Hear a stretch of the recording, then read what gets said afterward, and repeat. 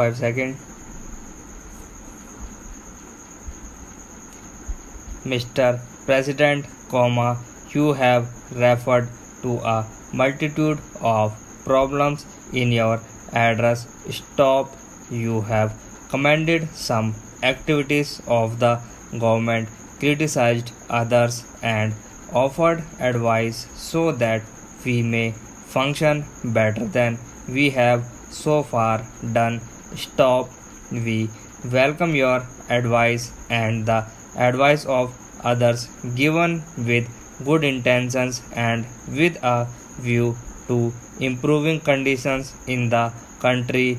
Stop. Anything that you suggest or your organization suggest will, undoubtedly, receive our most earnest attention. Stop. I am sure that you do not expect me to deal with the various matters you have discussed. Stop. Perhaps, it would be more suitable to the occasion if I spoke to you about certain matters of basic importance. Semicolon. For we have to be clear in our minds about our basic social objectives. Stop. You will permit me to say something which I probably ought not to, and that is to confess that, during the last few years, we have not been very clear as to the direction in which we are going. Stop.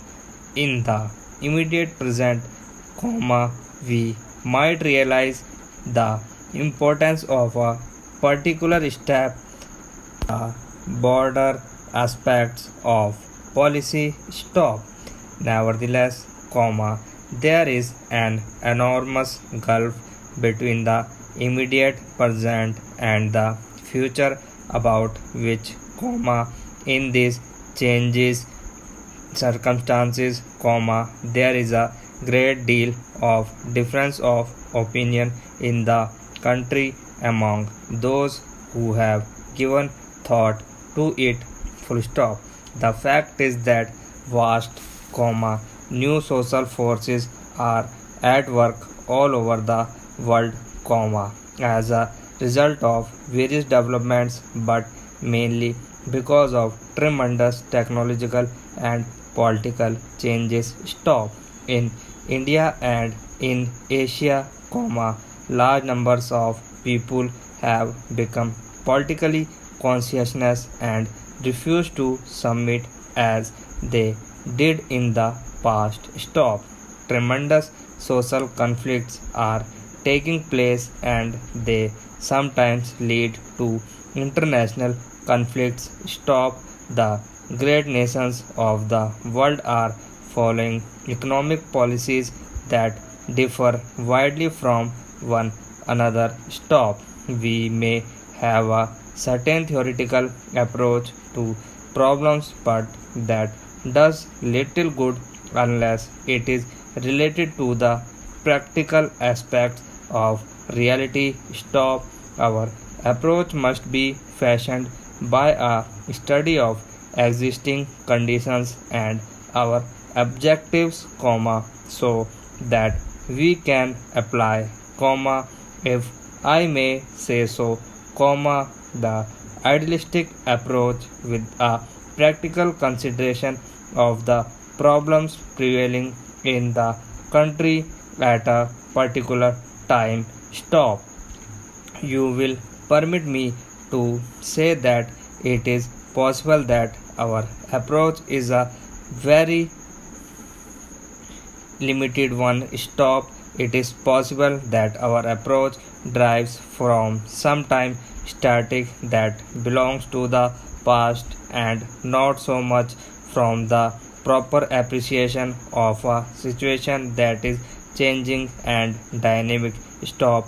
Towards the end of your address, you referred in general terms to various objectives that we have. Stop. I suppose mostly of us would agree with those objectives, although, of course, some may go further than others. Stop to say that we want greater wealth, higher standard of living and greater production will not be contradicted. Stop. We have to achieve these objectives, not merely mechanically but also in a social sense, which is very important. Stop. I have been driven almost against my will to the conclusion that material well being is just as important in human life as anything else. Stop. Higher standards of living are important and we must achieve them, but, at the moment, it is absurd to talk of high standard in India where the lowest are sometimes lacking. Stop. We must have the basic necessities of life and only then can we think of higher standards. Stop. Nevertheless, there is such a thing as the social condition of the organism or the individual or the group. Stop. Frankly speaking, when I see some of the very highly developed nations of the world, I admire them. Stop. I want to copy many of their methods and all that, but there is something about their methods which, I think, is not good for the individual or the group. Stop. The very things that have brought wealth and prosperity to the entire world, that is, the growth of technology, industrialization and the rest have also brought about the gradual and progressive turning of the human being into a machine. Stop. I think that is a very dangerous thing.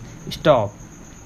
We see the machine even in man's normal avocations, we see finds that have been so mechanized that they cannot think except in the narrow grooves laid for them. Stop. This process of mechanization is, encouraged in a variety of ways. Stop. These include, to some extent, the modern methods of propaganda. Stop. Para change. While you make great progress in certain plans, you lose something which is perhaps very valuable and very precious. Stop.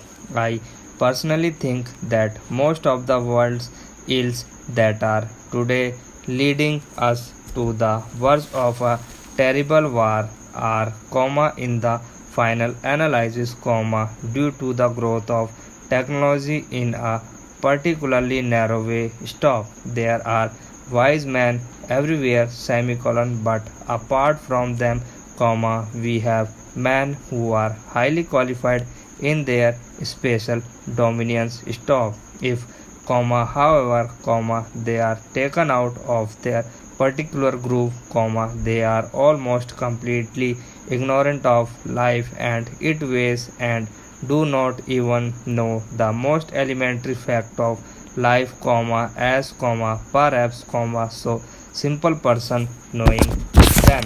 Stop.